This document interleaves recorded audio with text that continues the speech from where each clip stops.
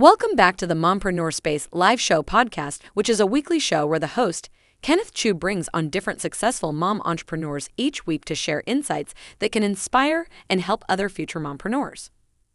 In this episode, Kenneth has invited Andrea Tan, who is a certified sex, love, and relationship coach, where we will be talking about how you can have a successful love, sex, and relationship life. Without further ado, let's welcome Kenneth Chu and Andrea Tan.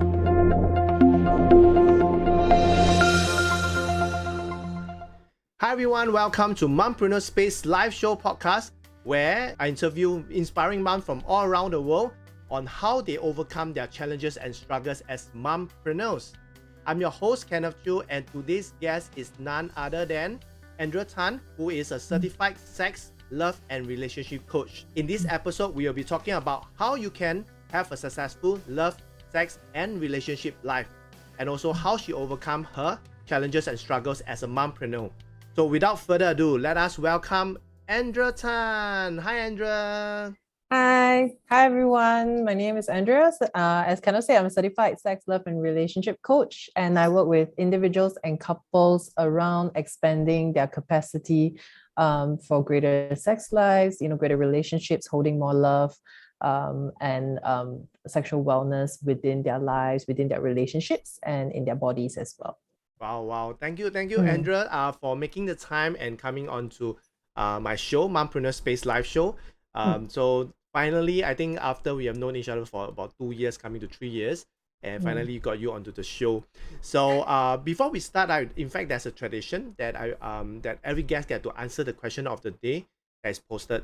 So are you ready to answer the question of the day posted by the previous guest before we can officially kickstart the show?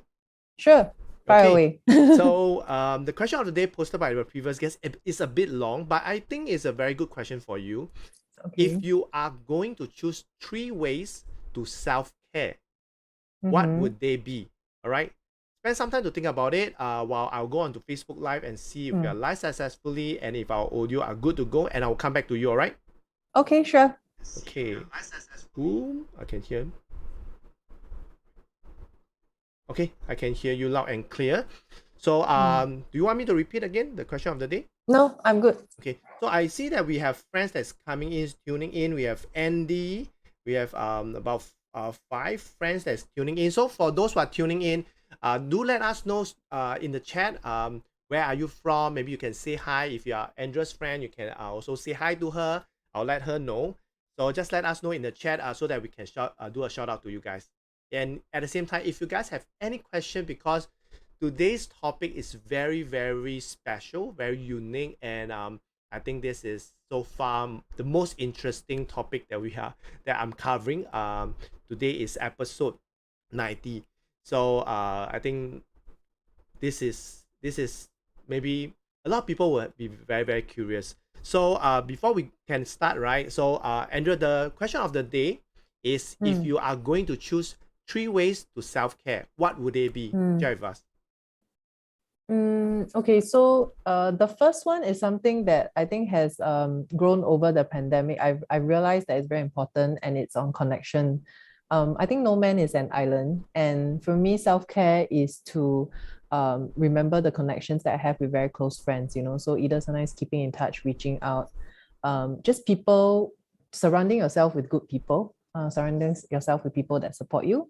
And I learned this a lot through the pandemic.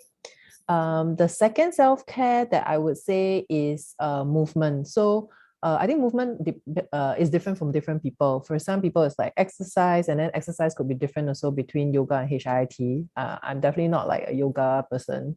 Or even just sometimes movement, like being able to move to certain Spotify playlists, I kind of feel like we are meant to move our bodies, and sometimes when we are just working through something, every time we're in our minds, it really helps to just move through. And so self-care like that really helps me get out of my head in that sense.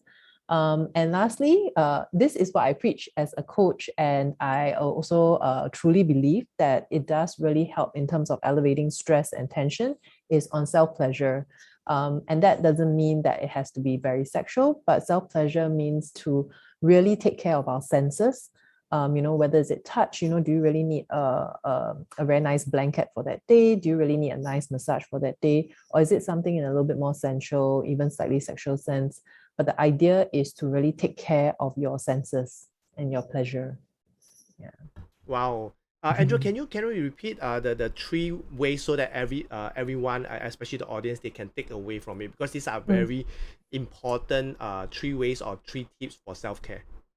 So connections, to keep whatever connections you have alive, to move, and then to continue to turn to self-pleasure, would be the three for me.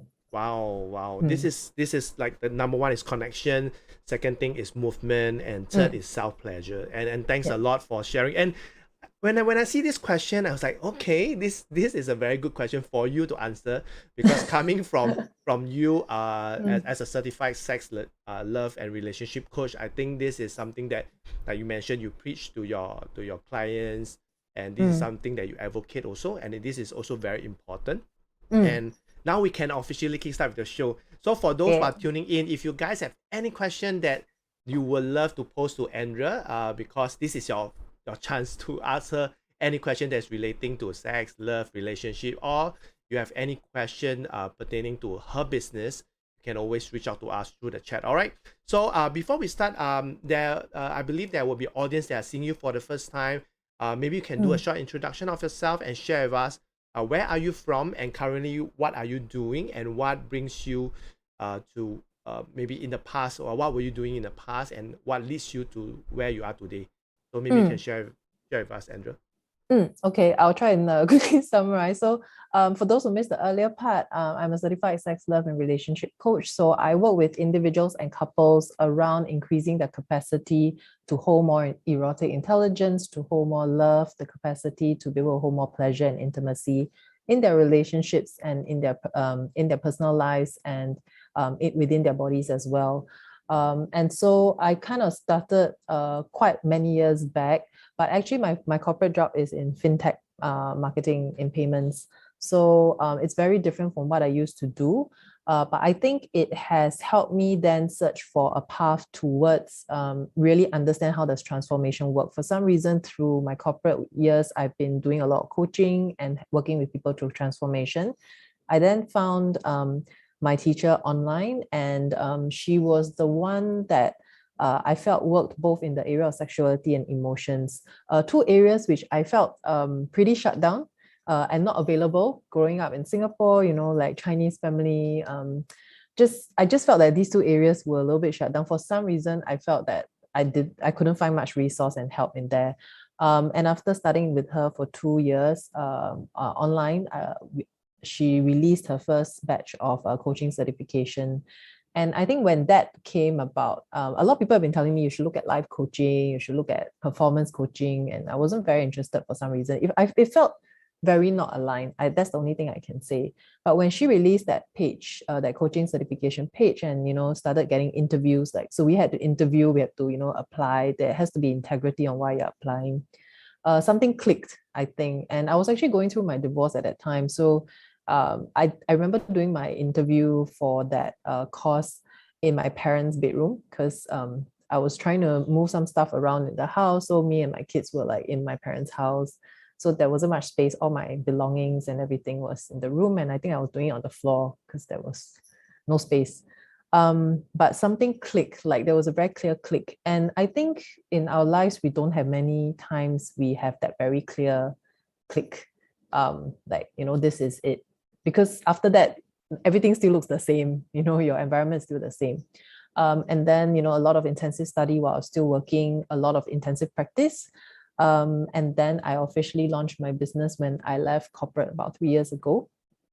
I'm still taking on corporate projects for other reasons, to support the entrepreneurship of the business. But then it's been Athena Rising is my business. It's been officially 3 years.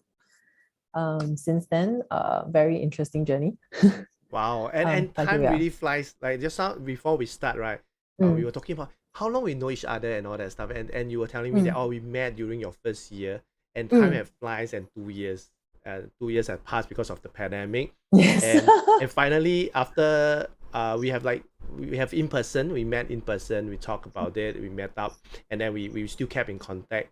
And now I think it's the time to really what do you call that, to have you onto the show to talk about this, because I think during the pandemic, a lot of couples, I have friends, couples, or even friends who are in a relationship, during this period of time, a lot of things are affecting us. Do you see there's an increase of inquiries on your site because of the pandemic, or is basically the same? Mm, well, I've had increased inquiries, I think more because my business has now just reached more people. Mm. The thing is, often people don't approach me for the work. I mean, at least in Singapore, I find like a bit beyond Singapore, it's a slightly different situation, but it's usually the very, very last resort, and people need a long time to be comfortable, that, to be able to talk about their emotional space or their intimate lives or their love lives with you. So it takes Singaporeans a lot more to reach out. So overseas clients, I don't really have that issue, but it takes a while. So, but during the pandemic, I did see a rise in, how would I say, lack of tolerance for each other. Things that you can sweep under the carpet. And I spoke about this a few times. Things that you can sweep under the carpet, and then you go out and do your work, for the day. Now you cannot. Suddenly everything is Exposed. right in front of you. So a lot of people are like, why do I suddenly not like my spouse as much or my partner as much? And I'm like, it's not suddenly, it's just that this has created a pressure cooker situation to intensify everything else. So good and bad, I guess, because it also gives you an opportunity to, I mean, from my point of view, when I work with triggers and, sometimes even trauma and then, or issues that come up to me, it's a great opportunity, because if not, when do you work on them? Until they blow up in your face, so this is a really good time for many, although I know it's not, it's a bit painful for some people. Correct.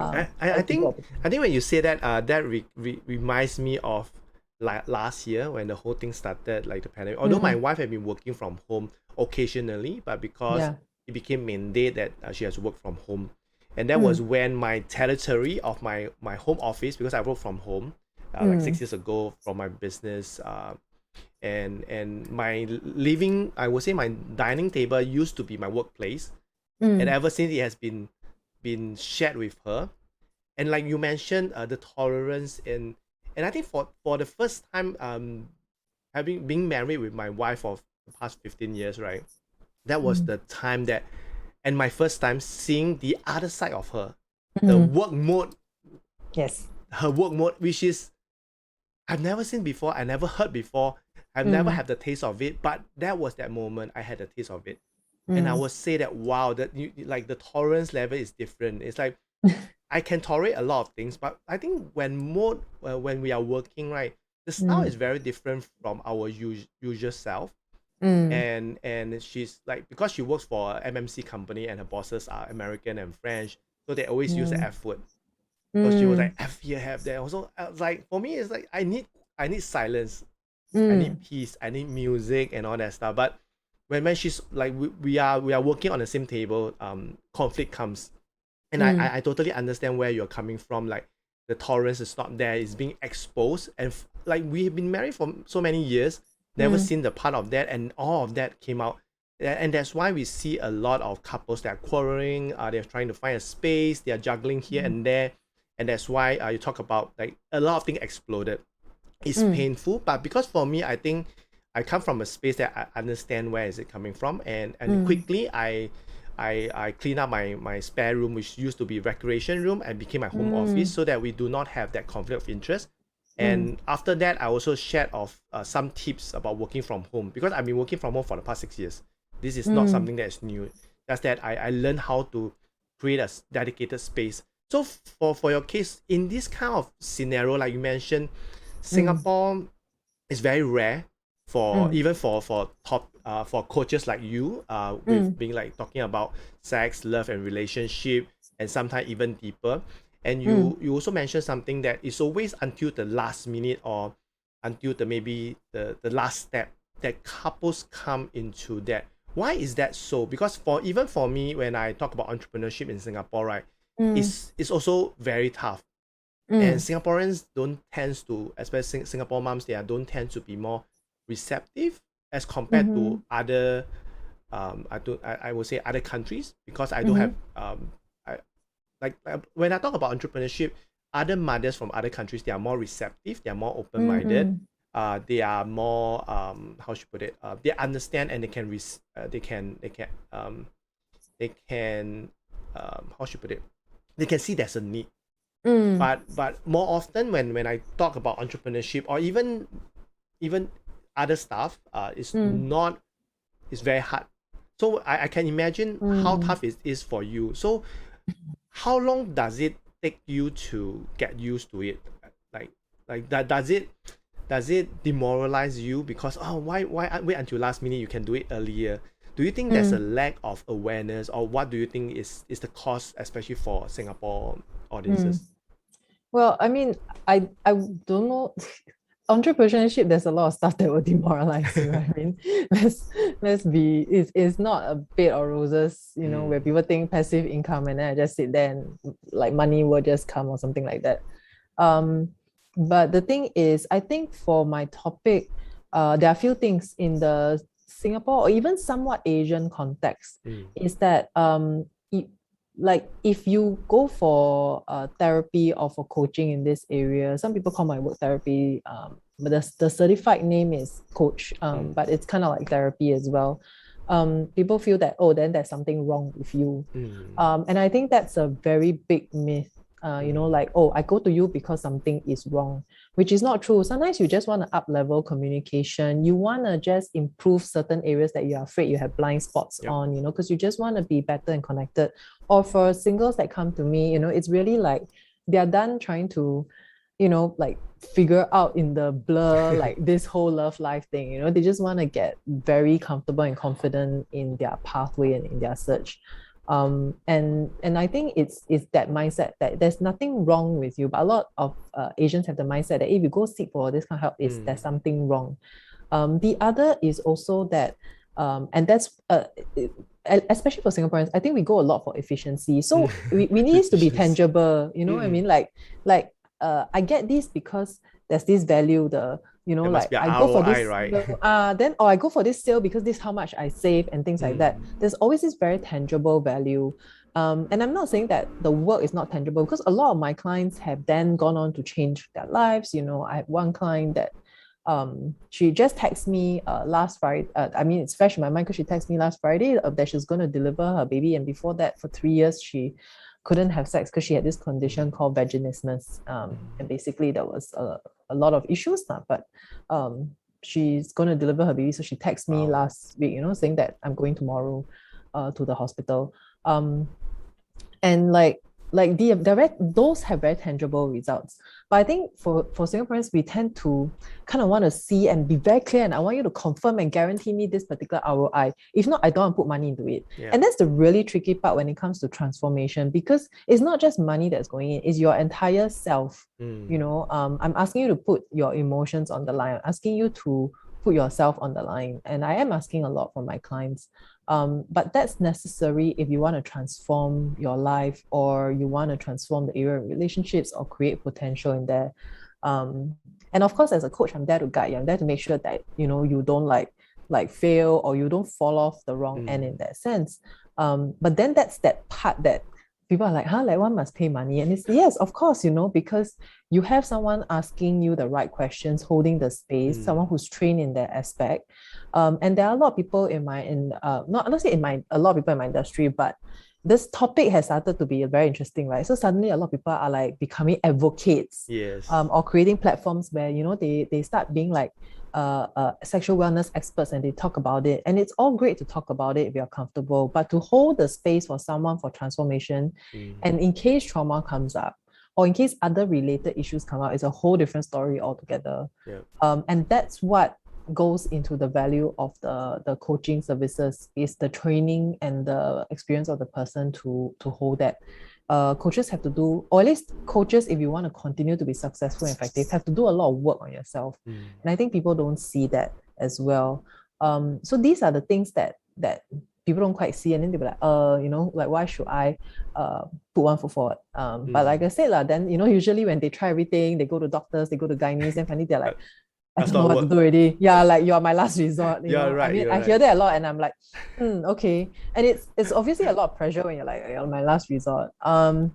But for me, it's not a hopeless case when it's last resort. I'm still very excited to take on each case. It's because they are willing to say, I want to try, I still want to try. I don't believe that. The commitment, right? Yeah, I don't believe that this is it for me. I want to try and I want to advance in this area, even though it sounds very abstract. And it's those who are willing to put their trust and their work that I will continue to work very closely with.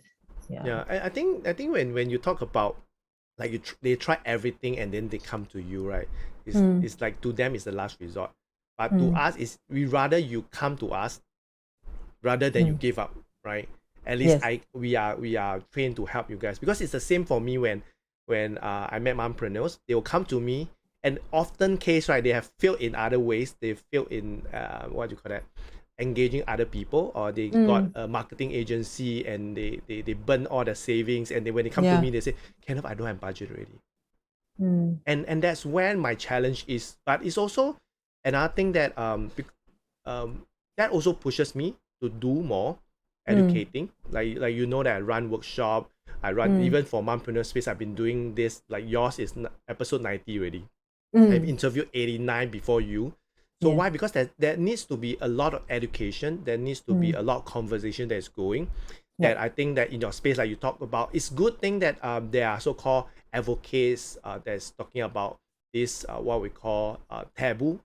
The things that we don't use to talk during our parents' era or our grandparents' era, and now we are doing that because people have started to open up. And in fact, talk about that, right? Recently, I watched this Netflix drama series. It's called Sex Education. I don't know whether you watched it.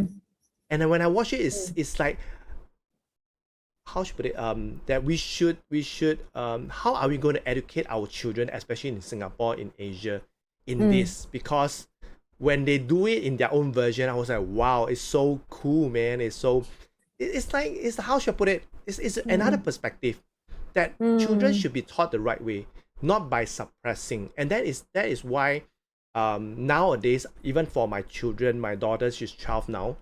She's turning to a young lady. And in fact, they know more things than us. We thought that they do not know, but they know more than us because of the internet, and their peers are having this conversation. They're having a lot of question mark. And us being parents, we thought that they are still young, they are still ignorant, but in fact they are not. So this is something that I felt that the schools, or even as us parents, right, we should be educated, should be having this awareness. So what do you think that we can do to increase this conversation, or even this awareness, or I would say normalize this this topic? So it's interesting that you mentioned that, because I don't think I've told you that, because it's also in the very early beginnings of the works, because it's kind of like a subset of my work, right? And I notice, and I also see that with my kids and they're growing up, but I've also noticed this among Asians, so that when it comes to the sexual education, this is both Asia and non-Asian countries, right? It's just across the world. We change what we can here. There are bits and pieces around. There's a lot of stuff on the internet, and also a lot of misinformation and inaccuracy. And I was looking at, what makes sense for a curriculum. If you really want to go through a parenting curriculum, what are the areas that you need to go through that covers everything from sex and relationships? Minimally the big umbrellas, and within each area, what are some of the questions you have to ask? And as a parent, because I work with so many adults, it's how do you ensure, and that's one of the key things parents need to know, right? You can be uncomfortable about talking about the topic, or the subtopics under it is okay.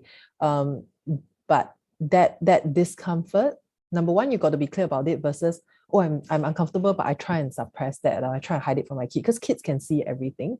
That's one. And the other is that if you know that's triggering for you, be very, very aware as a parent, because sometimes the reaction that you have to your kid's question could likely be more of your own discomfort versus how bad the topic is. The topic is not bad, because they're all curious. They're curious about a lot of things. This is not the only thing they're curious about. But sometimes is it like our discomfort? So I'm actually in the very early stages of creating a parenting curriculum, all the different areas that not say they need to cover, but they ideally should at least touch on a little bit, because for some parents we're like, but I already talked to them about porn. How come this thing come up? And then I'm like, yeah, because different area, you know what I mean? And it's also to supplement the sex education that's in school, which obviously isn't very robust, but it's also to bring in some of the areas that parents can reflect on themselves, because they are the ones that are communicating this.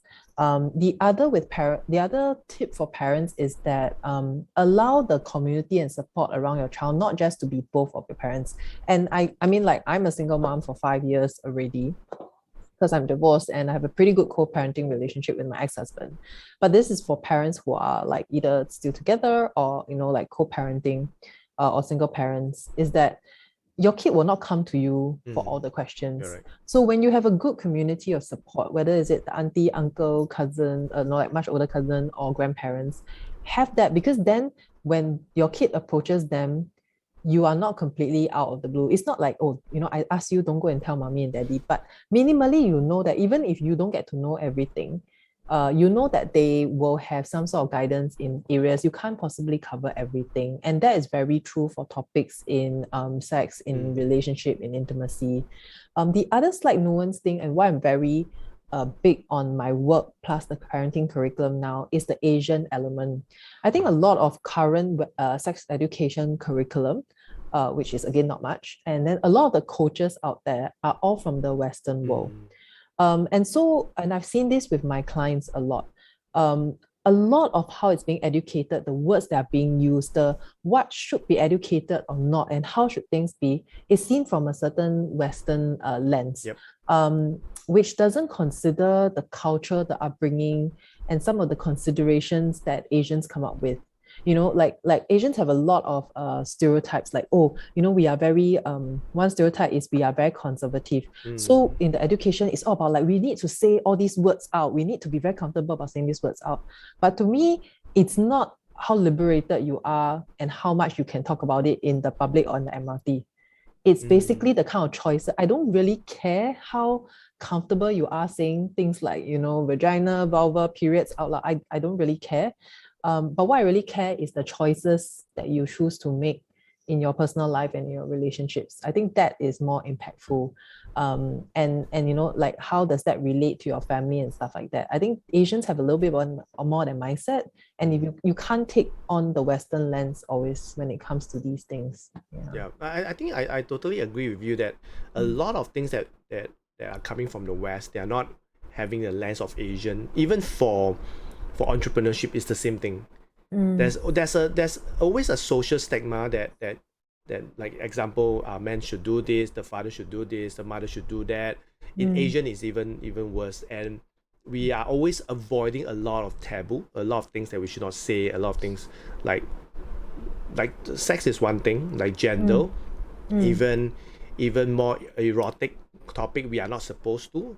And when we see it, example, like my daughter always close her eyes, right, when she see men and women kissing.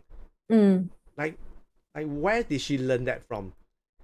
Like, it's not from me, it's not from, like you mentioned about the support system, people around, like the grandparents, it could be even my sister, the aunt. So this is very important. And coming from Asian, I think a lot of time, although we are tradition, but I think times have changed.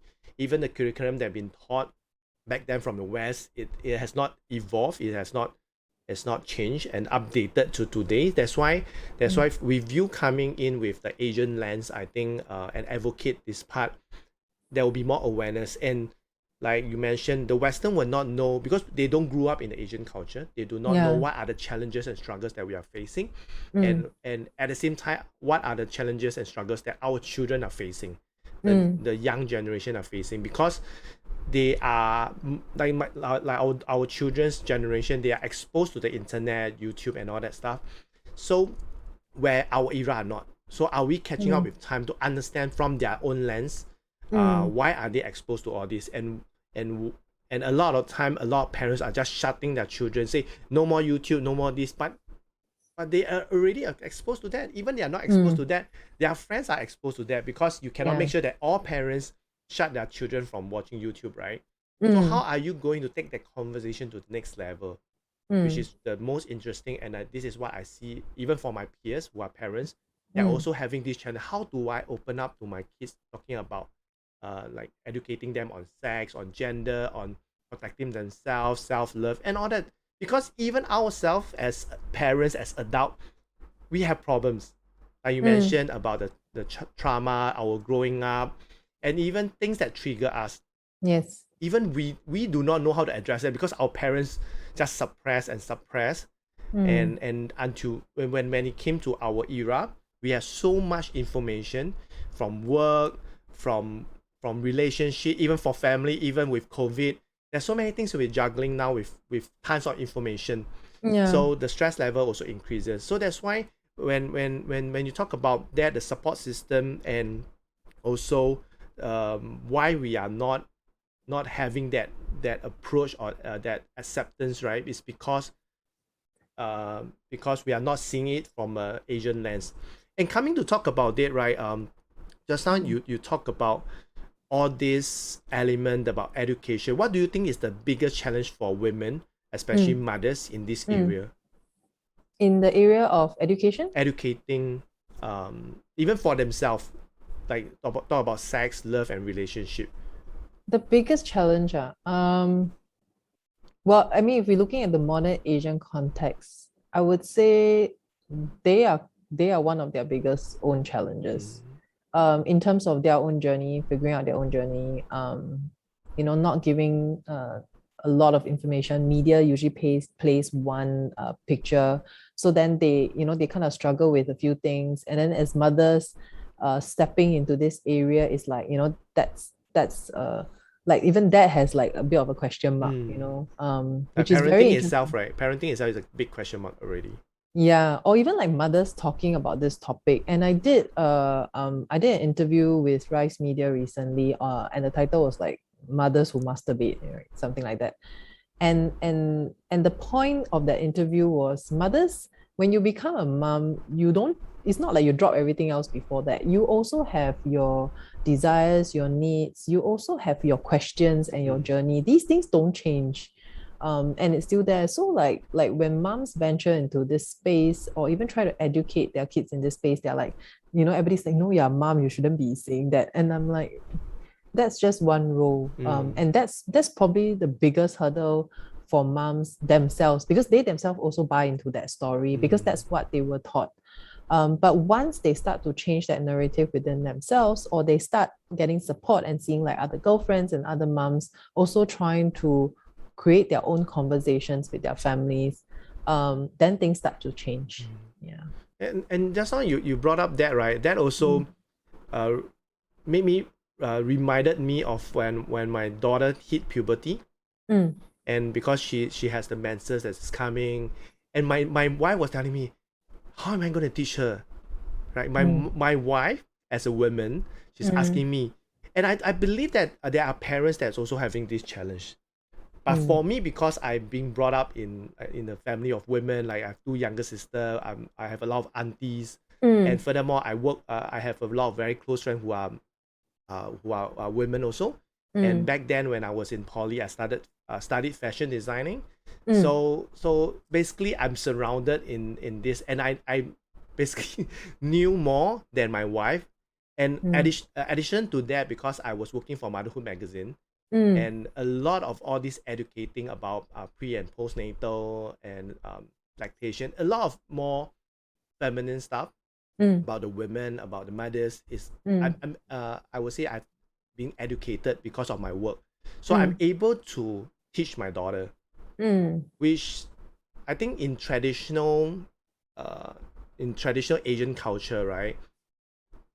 I don't think there's a dad that is there to educate their daughters about certain stuff. I know the role as a dad should not, but what if in the event that the mother couldn't even remember, there's no one that taught her, she kind of figured it out herself, or she she just hear from someone and maybe the friends. My wife can't even remember. So in your instant, right, how would you advise someone to give this type of advice? Like I'm gonna say take my parenting curriculum next time, but okay. So I went through that same process, but in my case, I was the one that worked with educated my daughter on that and my son as well, because he had to then understand what this whole thing is when he sees his sister go through it.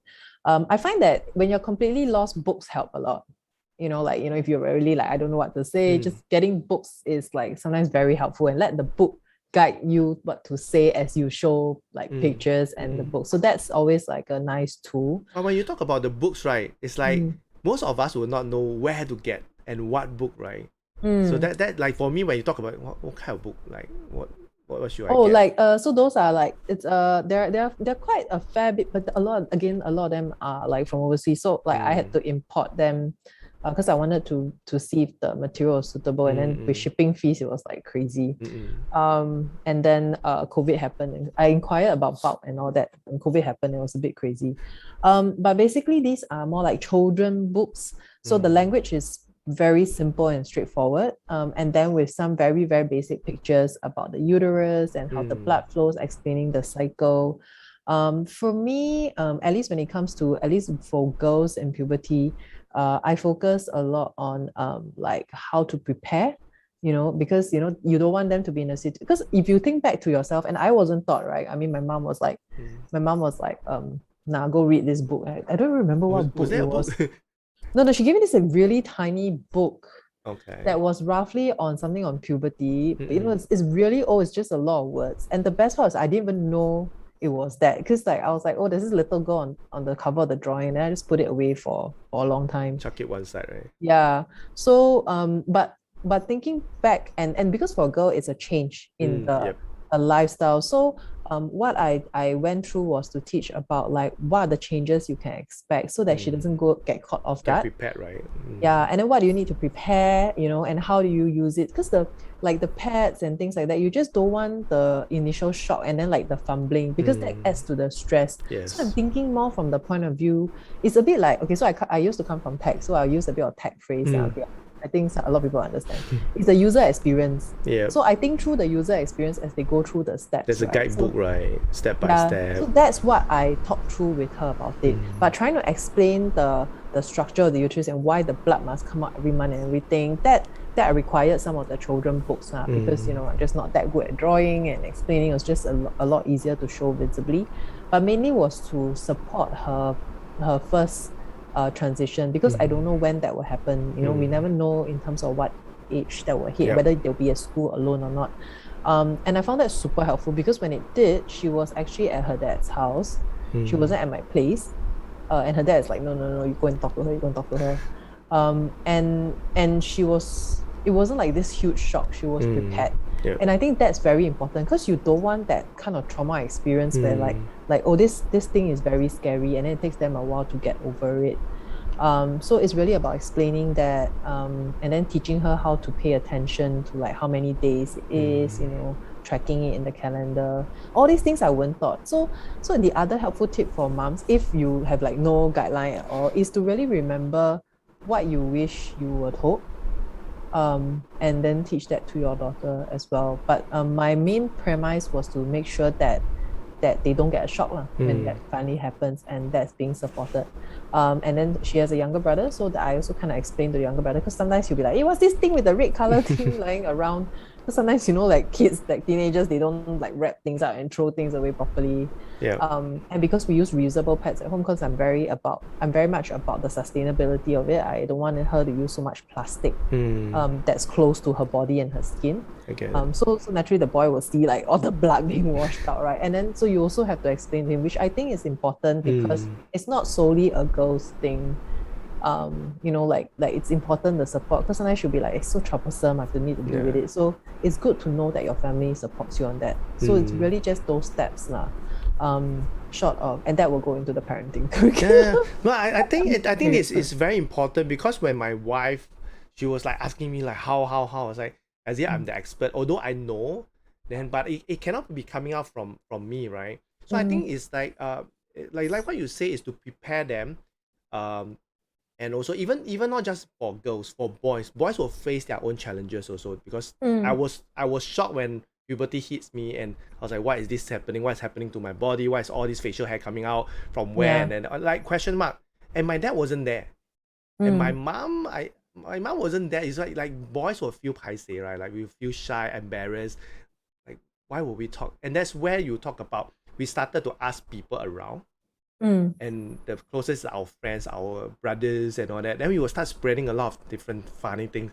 So which is like you talk about the misinformation, you talk about access, even like the whether is it from the Asian lens, whether is it coming from the Asian perspective of how is this going to guide our children, and you talk about not just educating your daughter but also educating your son, which is very important, so that boys grew up to become men and be able to respect their girlfriends in the future.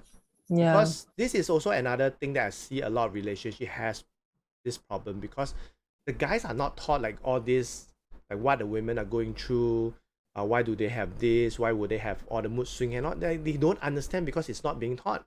And when they grew up as men taking care of women, that's where the problem also come. That's why women will say men do not know us, and vice versa, because there's no education on that, and why we are behaving like this and that. So this, I think soon you will be writing your own book about this and coming out with the Asian context on this guidebook for parenting. And having said that, right, what would you say that in this journey is your biggest challenge? Your own In the whole business and the the whole entrepreneurship. business are talking about bring this topic, especially in Singapore. Yeah, what would you say is their biggest challenge? Actually, the topic obviously is challenging because of the concepts and the beliefs, and even the fact that a lot of social media marketing is not allowed. So there's very little. There's not. I can't do social media like I really want to. I filter a lot of stuff, but that probably isn't what I consider the most challenging. I think at the end of the day, because it comes along with running a business and also running a business in Singapore, building an entrepreneurship business, it's really about why do I want to do what I do. The why is, it can't be like, oh, because I'm passionate and then that's it. Like passion is great and it's important. It doesn't get you very far to sustain a business. And so it really requires a lot of inner strength, awareness, and growth, I guess, to keep my direction clear. Like every time something tough comes along, and then you'd be like, why do I continue? So many misinformation out there, I can just like leave it, since people don't want to listen, since people have so much issue with approaching coaches, and paying for their services. But really the why, like why do you want to build the business? So I think that has probably been the most challenging, mainly because there are a lot of things that will tell you no point. So that's why it's the most challenging, because you really have to keep your head straight and to keep yourself focused. Yeah, I think this is something that we have. We are similar. The similar struggle that we are facing, because even for me to advocate entrepreneurship in Singapore is very challenging, and I think I shared with you just now that it's also very demoralizing. Because of our infrastructure that's in Singapore, our government is doing a very good job of getting mothers back to work, a lot of support system where it's not available much in other countries like our neighbor Malaysia. Because when I speak there, before COVID, the interest level is much higher. And the demand is much higher. So that's why in fact last year I already planned my whole year of going there to run workshop and all that. But thanks to pandemic, thanks to COVID, I was not able to. But that also helped me transit into the international, basically going online, running virtual workshop, running virtual summit. And that was when I realized that we mothers out of Singapore, they are very they will say things like, oh, Kenneth, finally there's a man that is supporting women. There's a man that is supporting mothers. And the best thing, I don't get it in Singapore. I don't hear it from mothers that know about what I'm doing. Is basically another perspective, and I felt that okay, it's so motivating, and it's so encouraging, and that's why I start to go more international. Like even for Philippines, when I managed to speak in one of the Philippines community, mommy community, and the response was overwhelmed, and that was when I felt that okay, I will still do the work in Singapore, but we should support those that are what do you call that, are in need, I would say, in need, and they really need our support. So that was when that kind of bring me to another perspective, which I also understand your challenge, and especially in our context, but it's also much needed to, because we are trailblazing this part. Like for your part, is slowly opening up. People are seeing the need, especially the pandemic. A lot of relationship, even love, even coaching. Even coaching is slowly growing in Asia, I would say, even in Singapore. During the pandemic, a lot of people left their job or they got retrenched, and a lot of them went into coaching. I met a lot went into coaching, and they will start branding themselves. Oh, I'm a parenting coach. Why I say that? Because a lot of moms that I know previously was working, they came to me for marketing advice, consultation, and all that. So I meet a lot, and some of them even started with me, started engaging my services. So that's why I see that there's a shift in that, but it's still at a very infancy stage. I do not know whether do you agree with that. Well, I guess if you're talking about entrepreneurship in Singapore in areas that are different, it's definitely still infancy. And I guess that's where the challenging piece is, because you are trying to craft your own path. But I kind of feel like it's almost every entrepreneur's thing to craft your own path. Sure, there are other people who are entrepreneurs in that area or similar area, but your own path, you are trying to craft that. So then you end up, it's not like corporate, there's a very clear career path. You are actually creating it yourself. And I think the no man's land, right? Like nobody is there yet, then you are and maybe Singapore has this problem a little bit more where the path is, if you follow a certain path, follow the safe structured path is actually very clear. You know where your next steps are. Anything off that path, you're pretty much on your own. And then that's not what we were taught, right? In school, every question, I always say this, every question has only one answer. the test answer, right?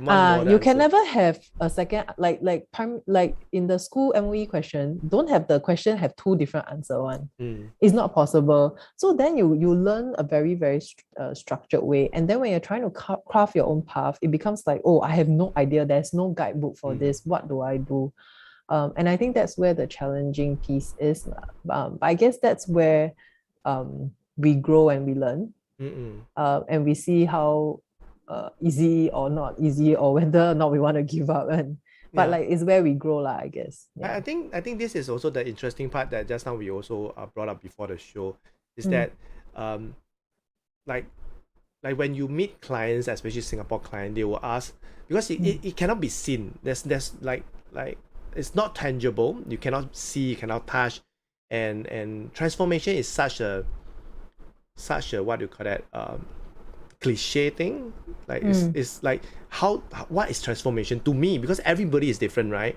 Like this client, this woman, this lady, her transformation is definitely different from another. So you cannot use, it's very hard for you to use that her testimonial or case study to say that, okay, you will be like her, but we know that she will not be like her, because everybody come from a different kind of background. Correct. So you cannot use A for A, like A for B, or A for C. So this is where the challenging part comes, right? Like you mentioned that what is the value? Because in Singapore we are taught that, okay, when you give me A, I will have A plus, like this result. It's like very definite. The ROI must be there. So how do you address that? So because it's coaching, it follows a very standard coaching methodology where we set goals, the goals, and we set a certain vision of how we want to be at the end of coaching. And then of course I work through certain questions to get that goal defined. and then we work in that direction. Because a lot of times we say we want, like, when say somebody comes to me and say like, I want more confidence in dating, or I want more confidence in my sex life, and that's very important to them. They're willing to pay for the time to move through that space. Or for some, like I mentioned, the client that texted me last week, was that she was going to deliver a baby. It's like sexual dysfunction, and there is a certain thing, that like physical issue, that she wants to work through with. So then we have a goal, and then we have an endpoint, and then we work towards that. And confidence looks different for everybody. So if confidence is what you want to work on, then that's what I'll define specifically for the client. And I think that's what we mean by like, it's different for everybody what confidence looks like, even though that's what they say. The other thing is also, sometimes people say, I want this, like I want happiness, or I want joy, or something like that. But that's not what they want, but that's not what is driving it. And so it's my purpose as a coach to also then dig out what is that, and then that will set as a goal, and then we work towards the end vision. So there's still that path, the goal and then the end vision, and that's how I get them through the journey to wherever they want to go. It's just very different from what people have in their minds, because sports coaches or physical PT coaches will be like, I get you from this weight to this weight, I get you from this posture to this posture, like very clear physical outcome. Or career coaches, I'll work through with you on your next few interviews so that you can go into your next portfolio. For me, it's more the vision and the goal in terms of how they want to feel, how they want their relationship or their sex life to look like. But I think it's generally the same, because but it's more specific, it's more direct in sports, even in career, because there's no other way out, right? But it's not as complex as relationship, love, even your sexual needs, your desires.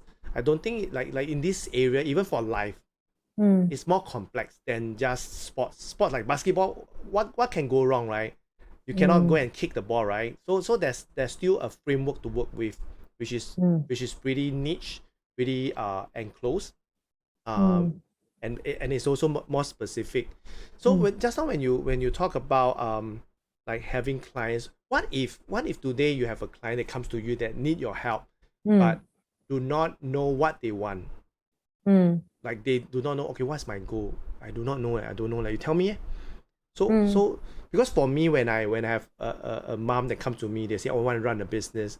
Like, you talk about the underlying reason, the real core reason why they want to have a better relationship. Like for me, I will ask the mom, why do they want to run a business? And many times it's not about money.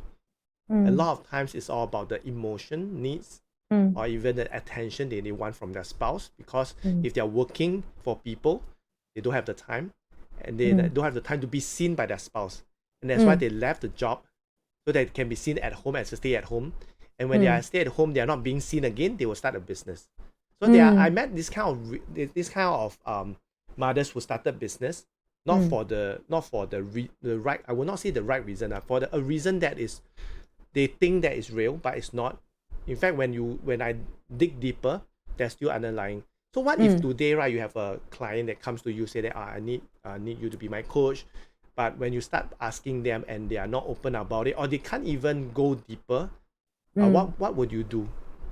So as a coach, or at least as a coach in this area, I'm trained in a few things, and I think part of my training has come since the corporate days. I know what questions to ask based on the client. Part of it is intuitive, and part of it is experience. I don't know all the answers. No coach knows all the answers. I teach workshops. As a teacher, I also don't know all the answers, but I know the right questions to ask. So that is usually that's usually where I'm very comfortable with, and that's how I draw out what they need to know. And often when someone comes to you and say, I don't know what I want, at least in the area that I'm working with, the truth is they know on some level. It's just whether or not they can articulate it, or if they kind of can articulate it, whether or not they trust you enough to articulate it. So it's about creating that level of trust and rapport. And for some people, that beginning of the journey is not the time for them to go super deep. And that's also okay. I think everybody thinks transformation means I must go deep, deep, deep, deep. And sometimes your nervous system is just not ready for it. And no transformation is in a straight line. So people are assuming that if I don't go deep now, then that's it. My journey is like that. But the thing with transformation is it's like this whole haywire journey. So you don't know when you plateau and you don't know when you spike. So I never force that deep depth unless I feel, right? Yeah, unless I feel that that person is able to go to that certain space, and then I'll dig further. So there are ways to find out lah, or when someone says I don't know what I want. And sometimes part of the process of coaching is actually clarity. Maybe they really don't know what they want, but they want clarity. And that's very important. And a lot of times when I coach, sometimes my clients, because while they will still share with me, sometimes they feel like they still have deeper, darker secrets of that thing. So sometimes when they tell me that this is the area that they want to work with and they tell me the issue, sometimes they don't even tell me the full details. You know, like, oh, this happened, you know, but like the this happened is like very big one. And then, you know, I roughly know what was the result of it, but I don't know the full details. And honestly, I don't really need to know, because what I want to get to is a certain vision that we've agreed on, the goal and the vision. And my purpose is to read certain triggers and ask specific questions to see what the responses are, whether it's the body response or the answer response that comes out. So I read what they do and I read what they don't do to get to there, right? So sometimes I really don't need to know the answer. I give you a very good example. I had one client who was working through a lot of guilt, and this is in this case with a relationship that and I meet also quite a fair bit of these where there was an affair, so she was a third party in the relationship, and there was a lot of guilt even though the relationship is over. And so I worked through a lot of the areas of forgiveness and also learning to love herself, and then find joy in the process of healing.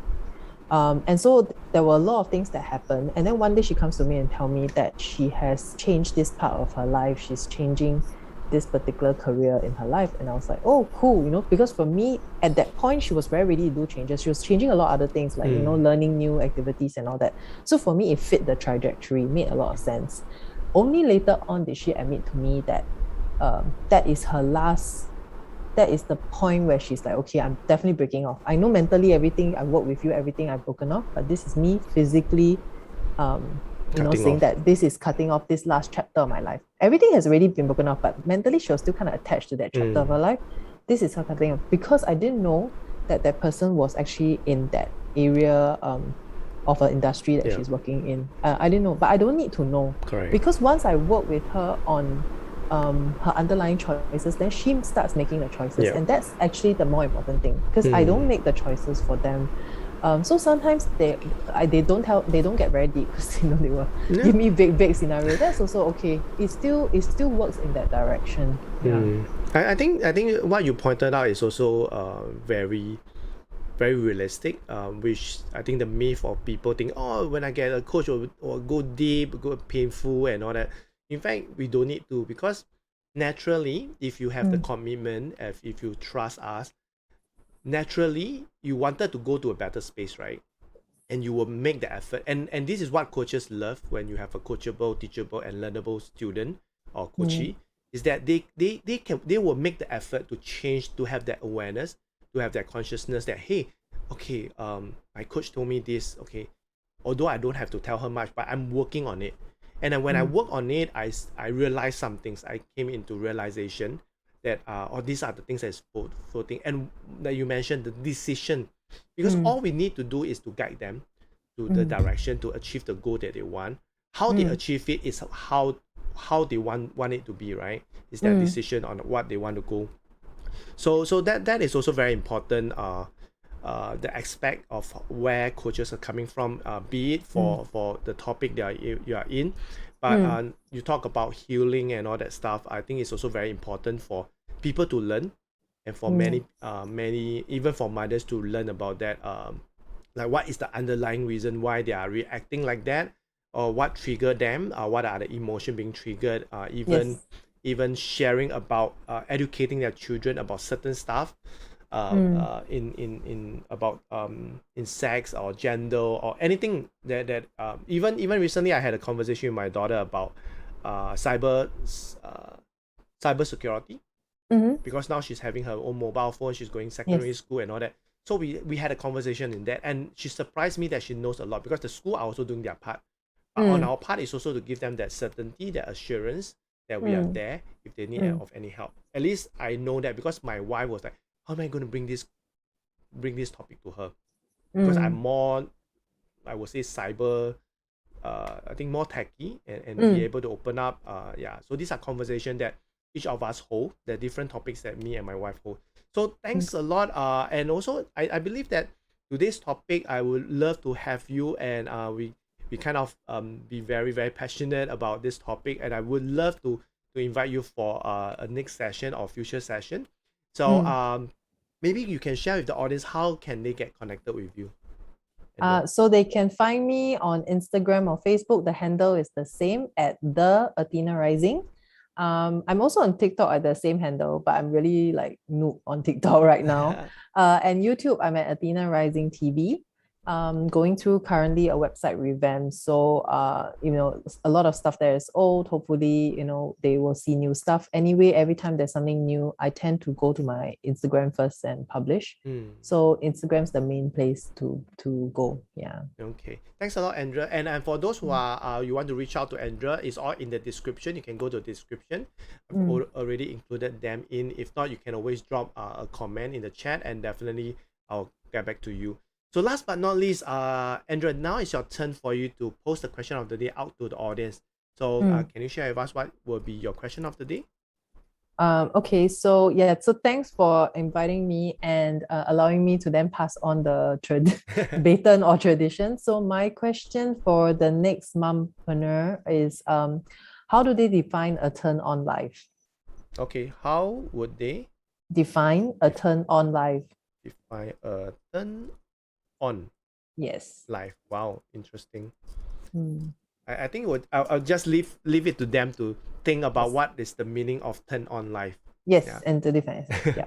Yes. So the question of the day posted by Andrea is, how would you define a turn-on life, right? Okay. So this question of the day goes out to the audience and also to the next guest.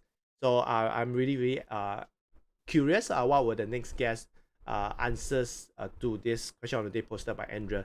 So last but not least, Andrea, what would be your last advice for mothers who are sitting on the fence thinking whether they should step into entrepreneurship or not?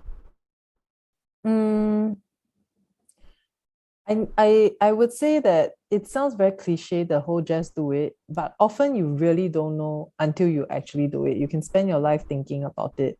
And if kids are ever the reason not to, I watched a TED Talk. I can't remember the guy's name, but it's a Why You Will Never Succeed. It's very interesting. It's a parody, but the title is Why You Will Never Succeed. And he's like, do you want your kids to grow up next time? And then you tell them that, I didn't do this because of it's not very fair for the kid.